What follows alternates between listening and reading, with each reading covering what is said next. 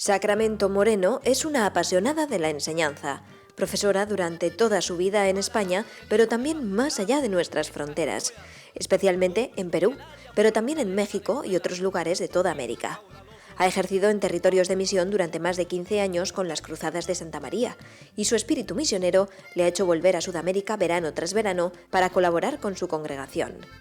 Hoy le cuenta toda su experiencia al obispo de la diócesis de Orihuela, Alicante, José Ignacio Munilla. Sacramento, bienvenido al despacho del obispo. Bien hallada. Muy bien, muy bien. Bueno, pues vamos a tener una tertulia con algún alguien viéndonos, pero estamos en casa y como la iglesia es una familia, pues lo que nos decimos lo compartimos, lo compartimos. Bueno, Sacramento es una misionera, ha sido una misionera muchos años. Formas parte de un instituto de vida consagrada de las Cruzadas de Santa María, que ahora nos hablarás un poco qué son las Cruzadas de Santa María.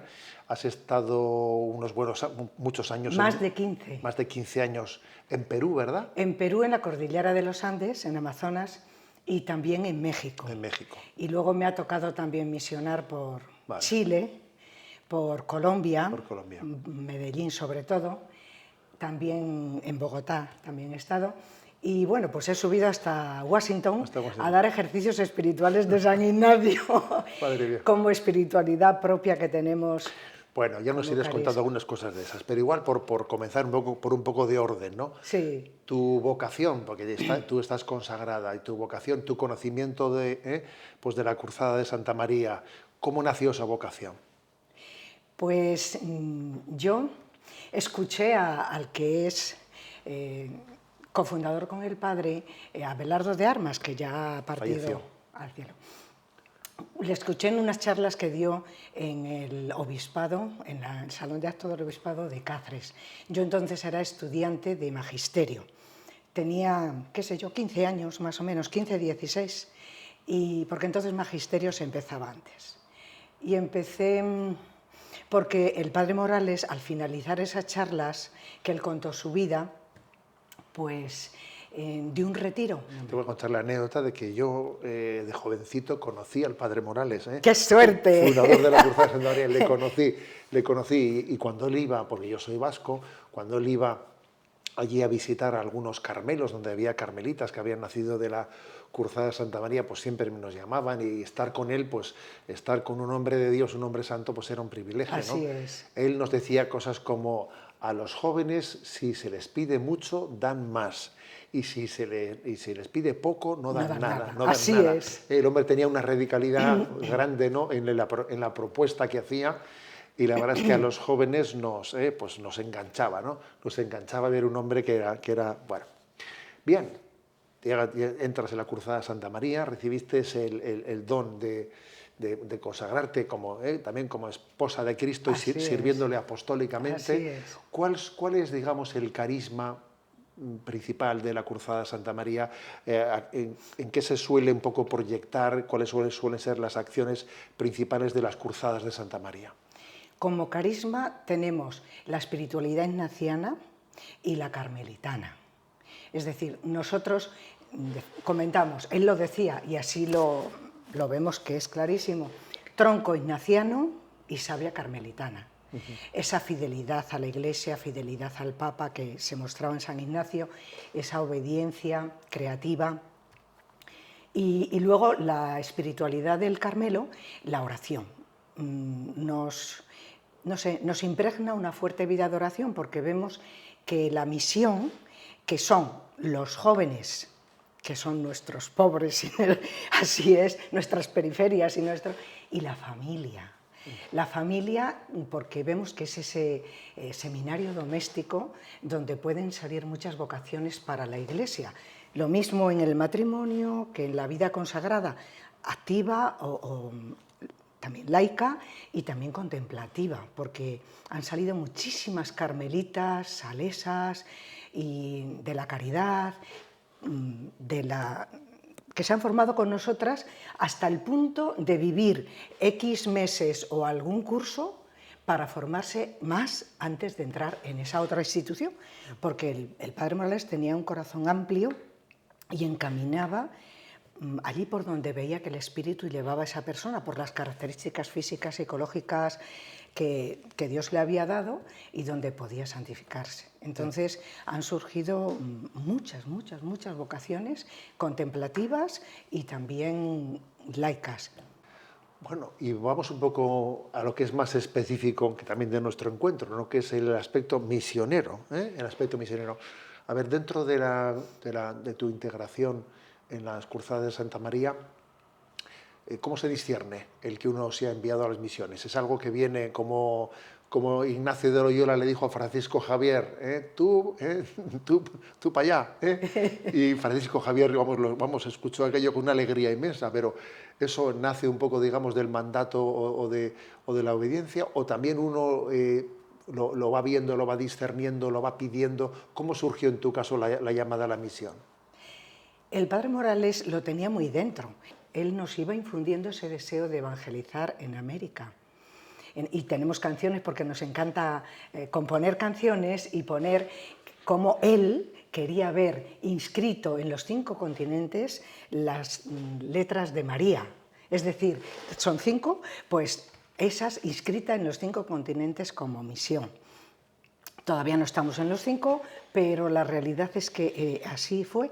Y la que es casi cofundadora con él, Lidia Jiménez, que es la directora general, pues en una Navidad nos dice: vais a poner al niño Jesús en el portal de Belén, que teníamos allí un Belén grande, bueno, un misterio grande, le vais a poner ahí a sus pies vuestra disposición interna hacia misiones.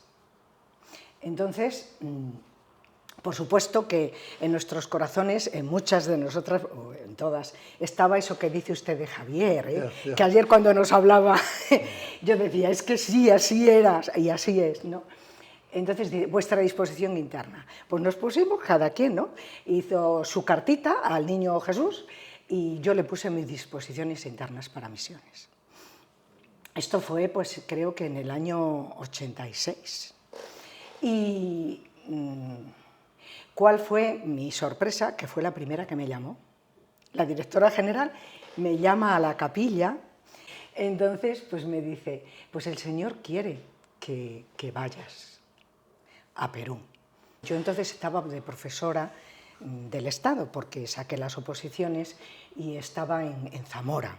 El padre Morales tenía una idea muy clara que necesita, es decir, dice, dentro de nada, pues todo, crucifijos, imágenes, en los centros oficiales va a desaparecer todo. Se necesita una misionera que esté ahí. Entonces nos sugirió que era importante que concursáramos en oposiciones. Yo soy de Geografía, Historia y Arte, otras en primaria, otras en la universidad, otras...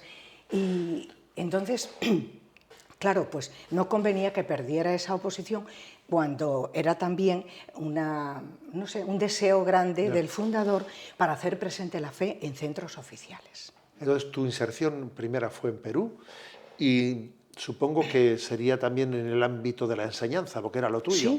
Sí, sí, yo las que iban conmigo les dije, mirad, vamos a legalizar todos los títulos, para que allí nosotros no seamos garabosas al obispado para nada. El destino era Amazonas, la región nororiental del Marañón, y la capital, Chacha. Es un pueblito de 12.000 habitantes, pero tenía escuela de magisterio porque no había universidad y era un instituto superior pedagógico, oficial del Estado. Arreglamos todo aquí, según el Ministerio de Exteriores, todo, y luego en Lima igualito.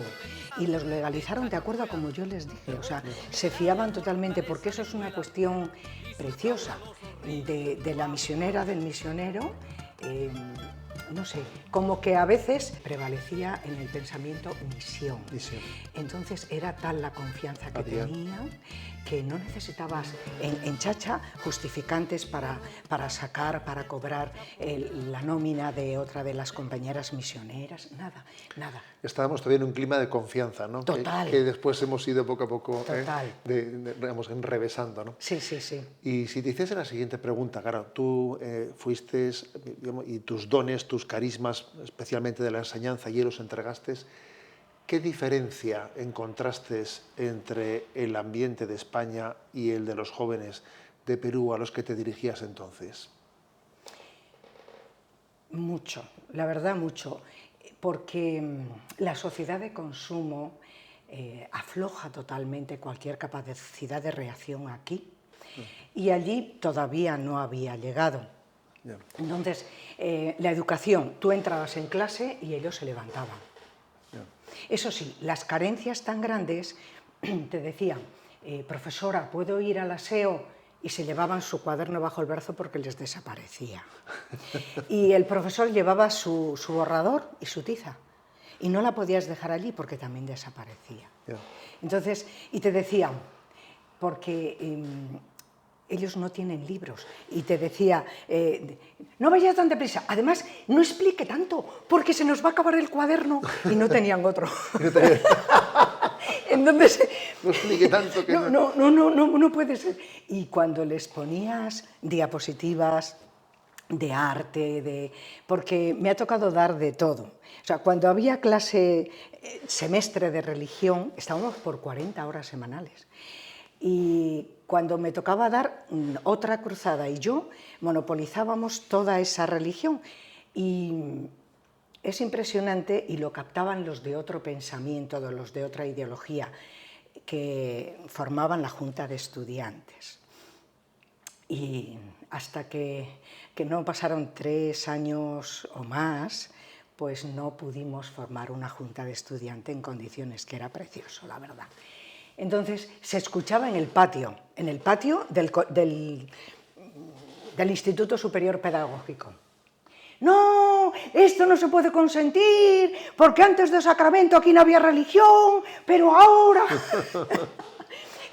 Entonces, no sé. De todas maneras, también lo que es curioso es como tú en esa experiencia que narras, claro, también has sido testigo de cómo en muchos ambientes pues las ideologías marxistas, anticlericales, se estaban ya infiltrando en la enseñanza, como también ha ocurrido en España. Así es. El sistema de enseñanza. Y ahora se explica, por ejemplo, cómo en muchos países latinoamericanos pues se está viendo determinados gobiernos pues que son totalmente contrarios a las propias raíces del país, ¿no? Las propias raíces cristianas, porque también ha habido pues una estrategia sutil de que la enseñanza haya sido el lugar de intentar arrancar el alma cristiana a un pueblo. O sea, es que nos jugamos mucho en la enseñanza, la cultura. Claro, a veces en España muchos gobiernos que se dicen conservadores, únicamente les importa la economía, y no se dan cuenta de que donde nos la jugamos verdaderamente,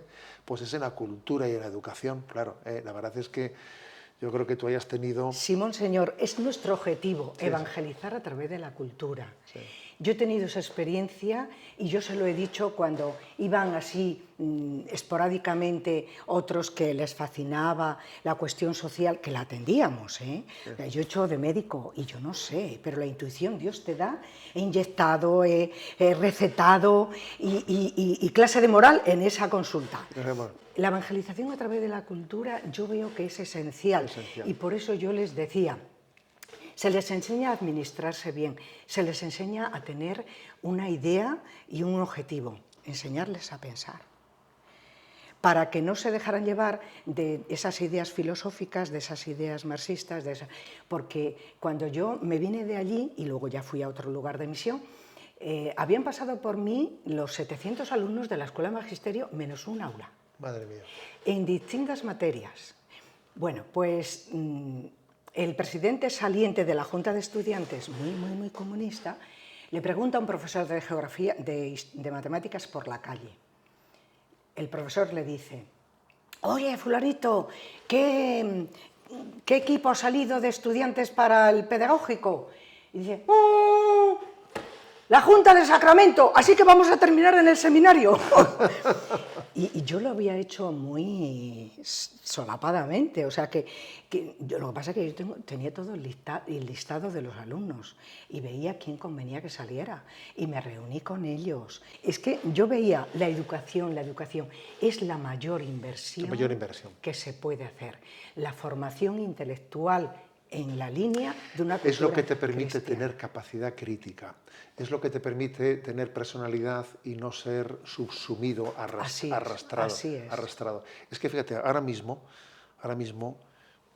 lo que ha venido, lo que está sobreviviendo como de pensamiento único a nivel mundial. Así ¿no? es. Una nueva ideología, El relativismo a un toda nuevo orden costa. mundial en el que hay unos valores que son los que se consideran intocables, ¿no? Pues la ideología de género, etcétera, y todo lo demás queda laminado, ¿no? O sea, la verdad es que la misión que la Iglesia Católica está ya llamada a hacer, tiene que incidir en eso. Así es. Si no incide en eso, es que entonces el cristianismo es superficial completamente. Así es. O sea que tiene que tener un respaldo de ideas, de capacidad de y de juicio. vida, es decir, de una voluntad fuerte. El padre Morales, mucho en su primer libro que escribió, la reflexión, 4 pilares o 4 puntos cardinales. La reflexión, la constancia, 2 de ellos fundamentales. Sí.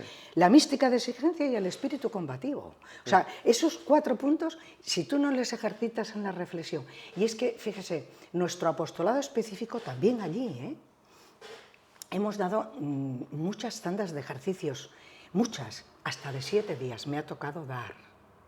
Todo con la temática de San Ignacio, el sentido de la vida. ¿Dabais ejercicios espirituales para jóvenes o para todas las edades? Interno, no. Eran jóvenes normalmente del pedagógico, que era de donde nosotras desempeñábamos, o de la secundaria, porque 2 de nosotras daban en la secundaria, que allí es hasta 5º de secundaria porque no hay bachillerato, y luego otras 2 estábamos en el pedagógico. Bueno, pues eran de la escuela de magisterio y de secundaria y bachillerato.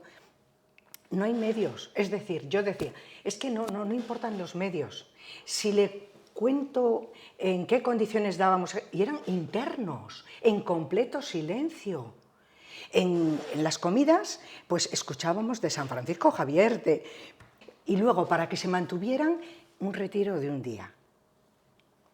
También en completo silencio. ¿Lo hacéis al mes? ¿Un retiro? Uno al mes. Y los ejercicios, pues no sé, depende, cada 2 meses o así, porque iban nuevos. Era que lo hicieran una vez al año. Ahí es donde se comprueba la famosa frase del padre Morales de que a los jóvenes, si les pides mucho, dan más. Todo. Y si les pides poco, no dan nada. No dan nada. Pues así. Y chicas, estudiantes de matemáticas, estudiantes que luego van a ser profesoras de matemáticas, porque de este pedagógico salían para dar clases en secundaria, en preescolar y en primaria. Sí. Así, cuando íbamos a 3.000 metros de altura, me encontraba a misionar. Habitualmente hemos vivido a 2.400 metros de altura, en plena cordillera de los Andes. Chachapoyas está a 2.400. Cejas de selva. Y luego después, esporádicamente, periodos de huelga que había, periodos vacacionales, subíamos a 3.000 metros de altura. Y ahí íbamos por poblados y me llevaba de la escuela de magisterio también a jóvenes, a chicas, para que evangelizaran. Nuestros campamentos eran así, de evangelización. Y siempre nuestro día empieza con la oración. Ellas media hora de oración, nosotras pues 1 hora de oración. Porque no puedes dar de lo que no tienes. El cáliz se llena a los pies del sagrario y se derrama pues en esa evangelización. Y no había ni iglesias en algunos poblados. Y la escuelita, ahí dábamos la catequesis y atravesabas el riachuelo o lo que fuera por un tronco de árbol haciendo el equilibrio correspondiente. No pasa nada. O sea, me ha tocado cruzar el Amazonas, allí se llama Alto Marañón porque es la fase inicial, no sé cuántas veces. Y no sé, precioso, esa es la verdad. A mí marcó mi vida. Y yo ahora, dando clases aquí en el Figueras Pacheco, que he estado más de 7 años, no sé, cuando yo explicaba geografía les decía a los chicos, ¡uy, mirad aquí! Y les hablaba del clima, de la vegetación, de las producciones. Y les decía, digo, hijos, esa sociedad de consumo que os tiene así de aprisionados, digo, no echaban de menos nada. Yo no echaba de menos nada. Y a veces te tenías que duchar a jicarazo, como decimos, con la jarra de agua, porque ni agua había. Luz permanente no tuvimos nunca. ¿Y qué? No echas de menos nada, porque yo les digo, ¿qué tienes si te falta Dios? Nada. ¿Qué te falta si no tienes a Dios? Todo. Entonces, y yo comenzaba mis clases aquí, aquí.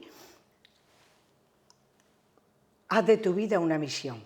El que no se cansa por la vida, se cansa de la vida. Apúntalo en tu cuaderno, les decía. Esa frase es fundamental. El que no se cansa por la vida, se cansa de la vida. ¿Por qué creéis el suicidio de tantos jóvenes? ¿Por qué? Pues porque están hastiados, aburridos. Digo, yo no me aburro jamás. Jamás, porque estás pensando, ideando cómo ayudar a esta persona, cómo actuar con la otra, cómo... Ahora por el teléfono, luego personalmente, según las posibilidades que haya. Y digo, hijos, es que no puede ser.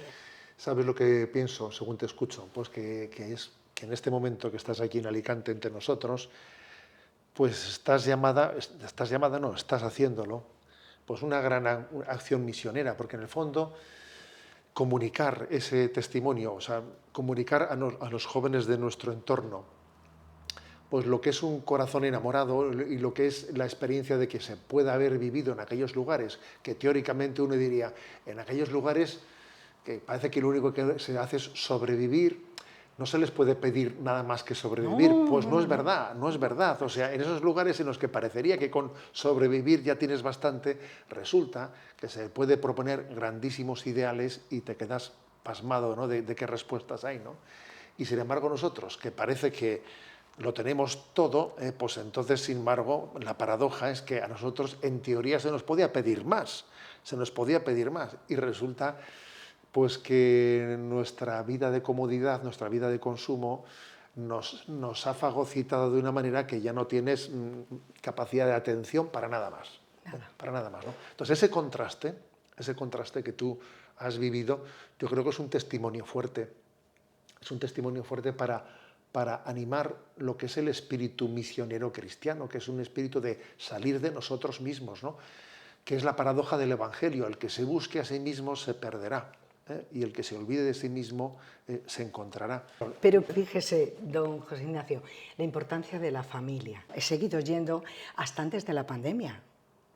El verano anterior a la pandemia fue mi último verano que fui de misión, porque aquí daba clases y en el verano me iba.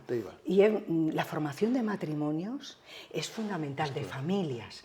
Y, por ejemplo, en Guadalajara de México, que ha sido yo 11 años allá en México, y de ahí me iba a los otros lugares, a Washington, a Estados Unidos, a Virginia y a Sudamérica, pues hay y en otros países también matrimonios a por todas, de familias numerosas, de las que están saliendo vidas consagradas, para distinto y para nosotros, y sacerdotes. Y yo hablé con el cardenal de Guadalajara y le dije, mire, hay este plantel de matrimonios, ¿hay posibilidad de que se aprueben como asociación pública de fieles? Sí, preséntame y ya verás. Y al rato estaba aprobado.